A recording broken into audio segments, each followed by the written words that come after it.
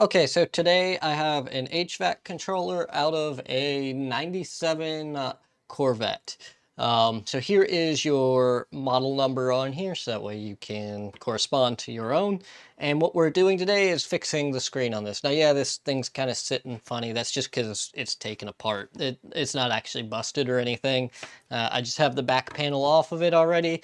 All what you have to do to take the back panel off is there's four little screws here. They are 3/16 in size. So once you get it out, there are four screws on the inside in these locations that hold this back circuit board in. So another four of those, and it's the same size screw.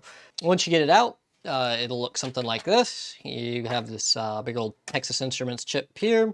And then this is your connector. I have it wired up so that way I can show you what's going on and show you the issue with it. And then we will get to work on it. I'll show you the repair. So for powering it up, you have ground, which is this pin C1, and then you have battery and ignition, which is C5, and I believe that one was C12. Let me look. Yes, C12. So get that hooked up there and there. And that is everything for power. And just make sure we're not shorting anything. And I'm going to just take this, and I'll leave it in there. All right, so let's turn it on.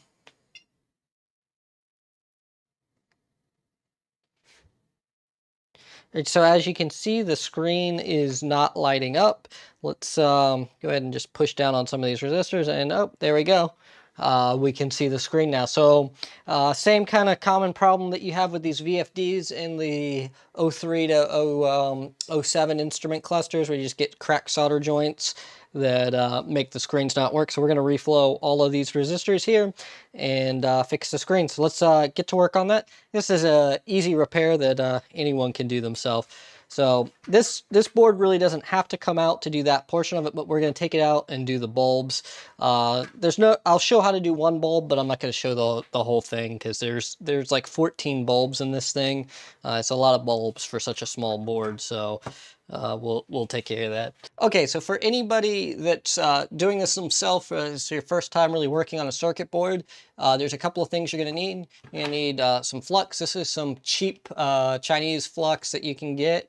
It'll work good.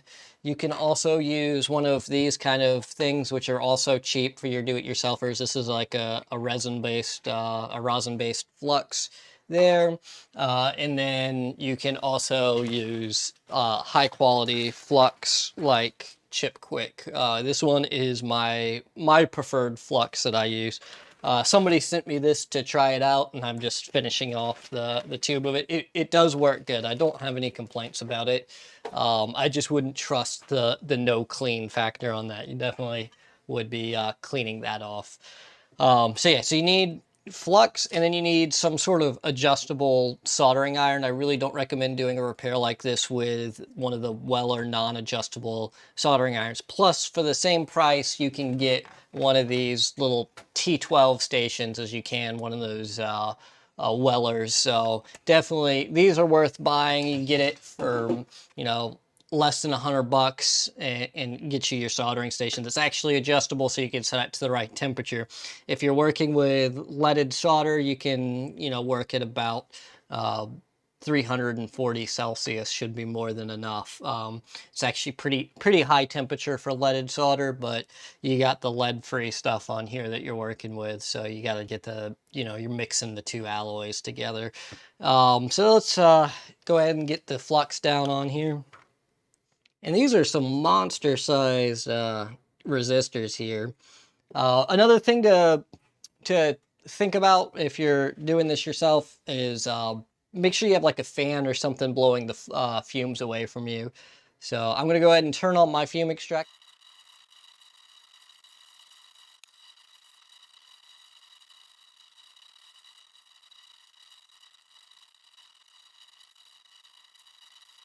All right, so for cleaning up your flux, again, this is for anybody that's just doing this for the first time. Use a little rubbing alcohol. You can use a Q-tip or paper towel or something like that. I like these foam tips because they don't leave a bunch of residue. But, you know, anything will work. Just make sure you actually clean it off and don't leave it on there. If you do, it'll slowly kind of cause corrosion. So the whole purpose of the flux is it breaks off the layer of corrosion off of the old solder, so that way you could solder to it.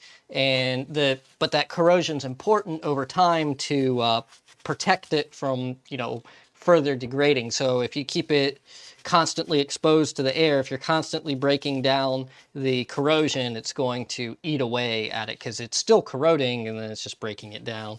So yeah, aluminum stays that nice shiny color because of the corrosion on it. It's not that it doesn't rust, it's that it rusts so fast and so thoroughly that it makes a nice clean layer on there and doesn't go away. Same concepts going on here with solder. So you do count on that thin layer of corrosion to protect it, or oxidation is the word I'm really looking for.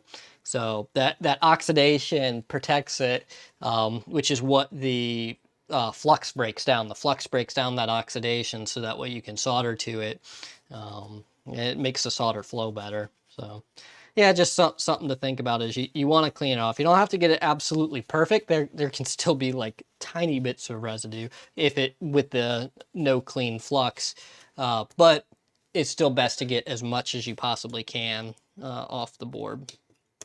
So that is it for the screen repair. The screen should be working now. We're going to go ahead and take care of some of these bulbs and then go from there.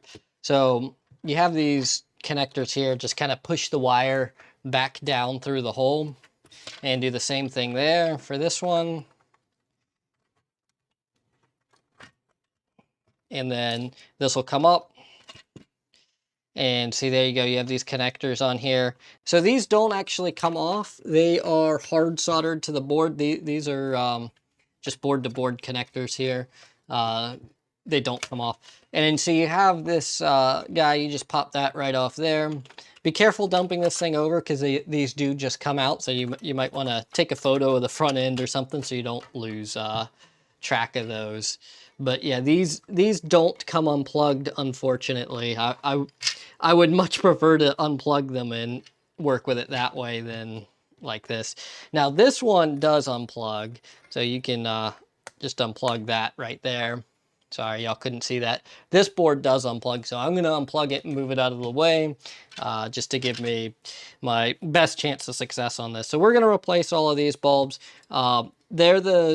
You can use the same bulbs that you use in your GM truck instrument clusters. So it's just a 12 volt or 14 volt incandescent bulb. So yeah, let's go ahead and get that off of there. I use a desolder gun to do this, but you can very easily use solder braid to do it. So like solder wick. I'll show with solder wick since not everyone's gonna have a desoldering gun. So go ahead and put some flux on here. Take your solder wick.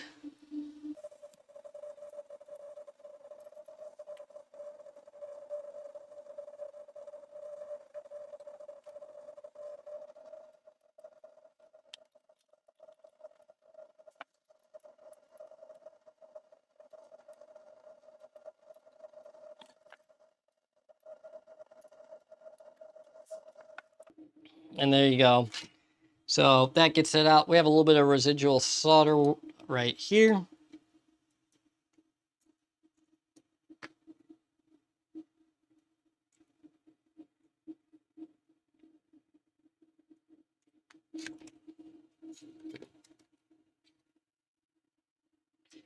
And that's all there is to getting the bulb out of there. If you're doing LEDs, you actually have to worry about the polarity of it. But if you are just using incandescent bulbs like what was originally in it, that is not a concern.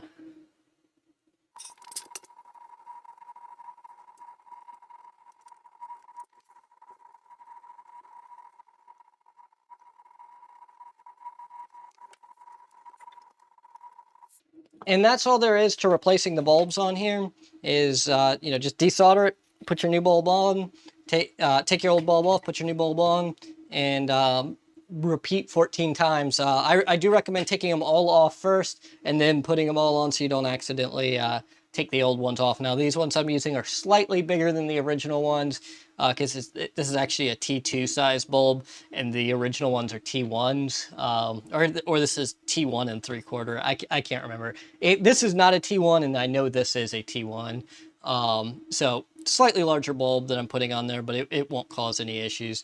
So yeah, I'm going to go ahead and just replace the rest of these, and then I'll get it back together and I will show it working. So give me a minute here to do that. One other thing to mention on replacing the bulbs is if you only have 1 or 2 burnout bulbs, don't just replace the 1 or 2 burnout bulbs. You're already in it. Just go ahead and replace them all. And if you're using good quality bulbs, they'll last the lifetime of the vehicle, and you'll never have to replace them again.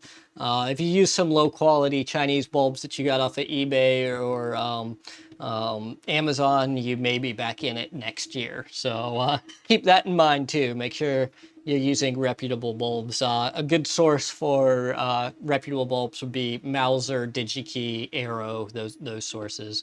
I've heard the bulbs that Ambivius sells are pretty high quality with low failure rate, so that is another place to consider getting your bulbs from. But I personally don't use them, so I can't recommend if they're good or not. But I have heard pretty good reviews. And yeah, solder wick, this Pro Wick works good. You can order this on Mauser while you're ordering your bulbs too, so kind of saves you from having to do that. So I'm going to get to using the desolder gun and finish this off. So the nice thing is the LEDs on here are marked, so you don't have to worry about accidentally taking off one of these LEDs instead of the incandescent bulbs that you're actually trying to take off.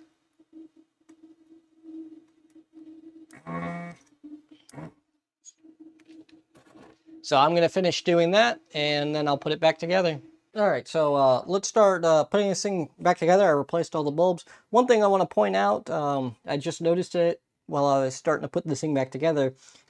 With this thing on there, I just assumed these were all blister buttons, but then I noticed these are actually like real buttons in here. So kudos to GM for that, instead of using those little blister buttons. Even these, it's really a button underneath there. So yeah, that's pretty impressive there. GM's known for using Alps buttons, so these are probably some pretty high quality buttons in there. They're nice and clicky. But yeah, let's go ahead and get this thing back in here. I just thought that was a nice little surprise to find using those instead of just regular old those blister buttons like you have in a remote control. So you have to feed these cables back up through here. They're too long to stay underneath, so I'm trying to do here. I'm feeding them up, but I'm catching on the bulb, so I'm just trying to get those back up in there without damaging anything. Okay, so that side sits down. Now let's get this side back. There we go. And this one, some of them fell back down. 3, 4. There we go. All right. So that pushes it all the way back down.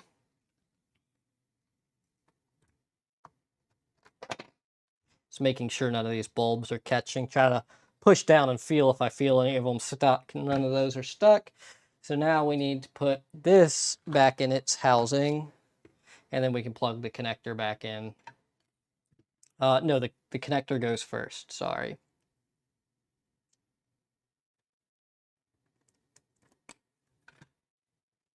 Because it comes up like that.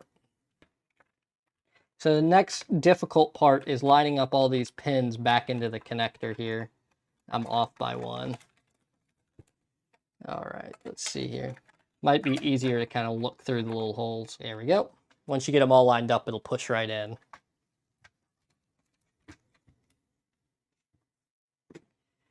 And then the ones with the blue mark were inside it. They're both the same size, so it's not going to make any difference. And so all what holds that circuit, this front circuit board in place, is the actual housing itself. It screws down and pushes it down.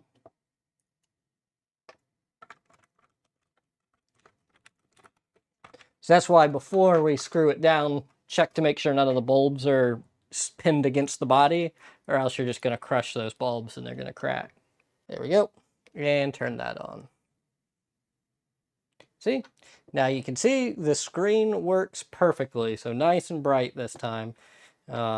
So yeah, it's not plugged into the car, so it can't really do the right thing, but there we go. So it is a fully functioning AC controller. So now I need to just write up the receipt and send this back to the mechanic. So hopefully you guys enjoyed this repair, and it will enable you to do your own repair to one of these if you need to fix it, or add it as a service to your business. So again, this one is out of a 2007 Corvette. I'm not 100% sure of the interchange years on these. I know there's a couple of different circuit boards that go on the back, because sometimes all the resistors are in like a little square area on there, instead of split up into two areas like there were on this one. And yeah, like I said, you can... It is a T1 bulb that goes in there, but the T1 and 3/4 also fits. So it's a slightly bigger bulb. As long as you're using the same wattage, you won't have any issues. So these ones don't. The ones I put in don't draw any more current than the original ones. Just to check that, just take one of them out and just put them on your power supply and compare what kind of wattage pull you're getting off of there, and if they're the same or really close to the same, I just wouldn't worry about it. So I hope you guys enjoyed the repair, and I'll see you guys in the next one.